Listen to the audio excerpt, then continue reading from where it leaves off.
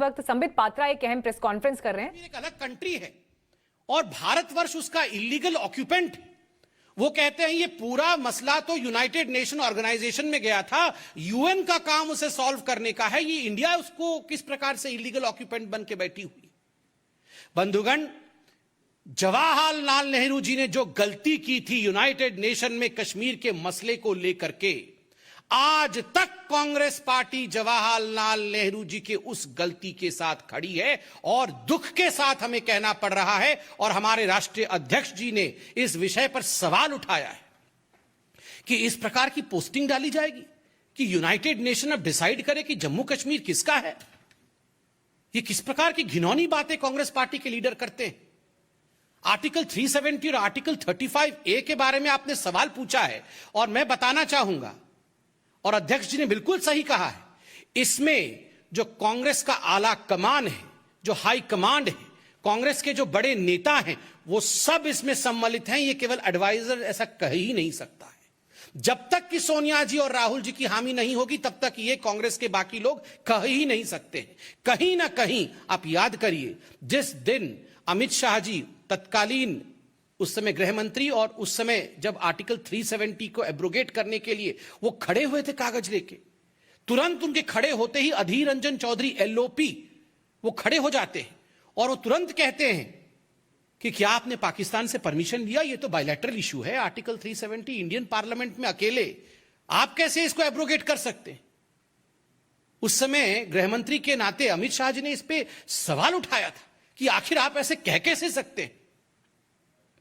और ये सब कुछ सोनिया जी के इशारा पे हुआ था। याद करिए, अधीर रंजन चौधरी जी के ठीक पीछे सोनिया जी बैठी थी, आगे सोनिया जी बैठी थी, इशारा कर रही थी पीछे मुड़ करके।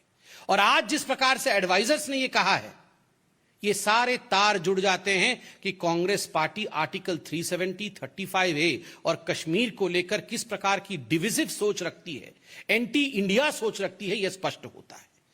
जो दूसरे एडवाइजर हैं उनका नाम प्यारेलाल गर्ग है और डॉक्टर प्यारेलाल गर्ग का कहना है कि पंजाब में अगर इलेक्शन जीतना है तो किसी को भी पाकिस्तान का आलोचना नहीं करना चाहिए, पाकिस्तान की क्रिटिसिज्म नहीं करना चाहिए और पाकिस्तान के विरोध में नहीं बोलना चाहिए। राहुल गांधी जी और कांग्रेस पार्टी के आला नेता इसका जवाब देंगे। धन्यवाद बंधुगण, कोई सवाल हो तो। विक्रमजीत सिंह,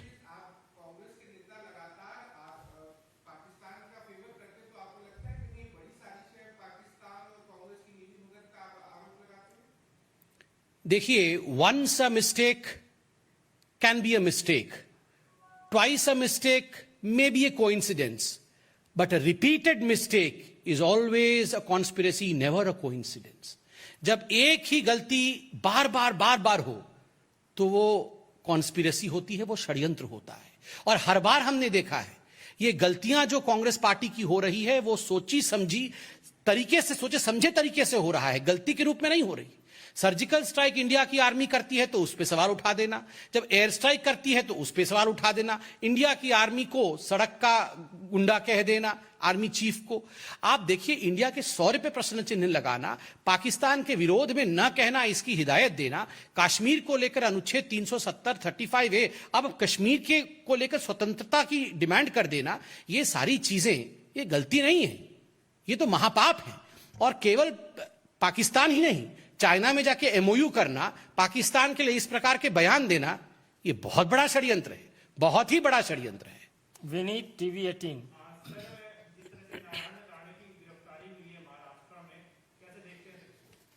देखिए, जहां तक अभी नारायण राणे जी का विषय टीवी पर हम देख रहे हैं, यह गंभीर मामला है और यह चिंता का विषय है। एक तरह से यह लोकतंत्र का हनन है, लोकतंत्र की हत्या है।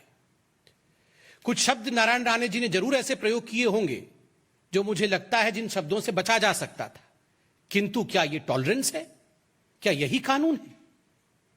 महाराष्ट्र के कुछ मंत्री बता रहे हैं कानून सर्वोपरि है। भारतीय जनता पार्टी के दफ्तरों के ऊपर पत्थरबाजी करना, लोगों के जान को जोखिम में डालना, क्या यह कानून है? इस प्रकार से एक मंत्री पर 30-30, 40-40 FIR कर देना, क्या यह कानून है? मैं पूछता हूं, आज महाराष्ट्र में अनेकों ऐसे मंत्री हैं, मैं दिखा दूंगा, 42 में से 27 ऐसे मंत्री हैं वर्तमान उनके राज्य में जिनके ऊपर केसेस चल रहे हैं, कितने लोग जेल में हैं?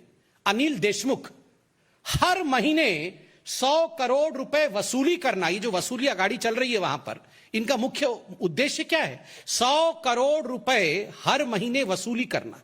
ये तो ब्लैक एंड व्हाइट में कागज में छप के आया था, चिट्ठी के रूप में आया था, सुप्रीम कोर्ट तक मामला गया। सुप्रीम कोर्ट में भी अनिल देशमुख को किसी प्रकार की रियायत नहीं मिली। अनिल देशमुख जेल में है क्या? उनकी गिरफ्तारी हुई? एक बार कोई पुलिस अधिकारी उनके देवड़ी तक गया? नहीं। 100 करोड़ वसूली करना बिल्कुल ठीक है, उचित है। अनिल परब के खिलाफ ये क्या छपा हुआ है? लोकल अखबार से लेकर राष्ट्रीय अखबारों तक अनिल परब जो उनके इतने बड़े नेता हैं, उनके काले करतूत सब छपे हुए हैं अखबारों में। उसके बावजूद एक दिन पुलिस अनिल परब को गिरफ्तार नहीं करती है, उसके देवड़ी तक नहीं जाती है। और यहां पर एक वक्तव्य के कारण आप एक नेता को, एक सर्वमान्य नेता को इस प्रकार से गिरफ्तार कर लेंगे, उनके साथ इस प्रकार का व्यवहार करेंगे। बहुत दुख का विषय है। और मुझे लगता है आज लोकतंत्र महाराष्ट्र में शर्मसार हुई है। अभी देवेंद्र फडणवीस जी को भी मैं सुन रहा था, बिल्कुल सही कहा उन्होंने। शर्म लगता है सोचते हुए कि ये वही शिवसेना है। सर्जिल इमाम जैसे व्यक्ति जब खड़े होकर भाषण देते हैं और भारत माता के खिलाफ न जाने क्या अनर्गल कहते हैं, एक एफआईआर महाराष्ट्र में नहीं होती है, एक पुलिस कर्मचारी सर्जिल इमाम को पकड़ने के लिए नहीं जाता है, मगर यहां बयान पे आप इस प्रकार का व्यवहार कर रहे हैं। इतना ही नहीं, संजय राउत जी, हर दिन उनके बयान को देखिए। महिलाओं के प्रति किस किस प्रकार के बयान दिए हैं संजय राउत जी की मैं माइक पे ही वो सब बयान दोहरा भी नहीं सकता हूं। क्या एक एफआईआर उनके खिलाफ हो गया? नहीं हुआ। मगर बदले के भाव के साथ जिस प्रकार की राजनीति आज महाराष्ट्र की सरकार कर रही है, यह हिंदुस्तान की जनता देख रही है और हिंदुस्तान की जनता इसकी जवाब देगी। Mohit Bhatt, Times Now. Now we know that how the government of India has been advocating for CAA and as soon as it can come into force. But we know a certain lobby of certain political parties for against it. But now Akali Dal today, the leaders have come up again and again 3-4 times in front of the camera and they have said that all the Afghan refugees, all the 6 who have come from Afghanistan, they should be included in CAA and the deadline should be extended. How do you see this, Samir? देखिए, आज सुबह जब हमने television on किया तो हम सब के लिए एक सुखद दृश्य देखने को मिला। वाहेगुरु जी इस देश को, इस देश की जनता को सदैव सुखी रखे, यही हमारी प्रार्थना है।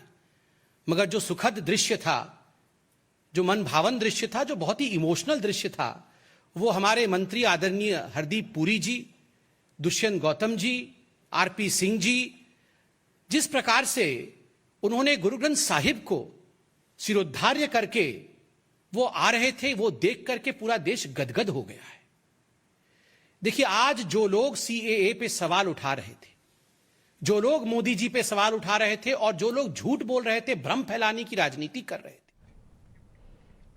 तो तमाम मुद्दों पर यहाँ महाराष्ट्र में जिस तरह से नारायण राणे की गिरफ्तारी हुई, उस पर भी जवाब यहाँ पर आप संबित पात्रा को इस प्रेस कॉन्फ्रेंस में देते हुए सुन रहे थे।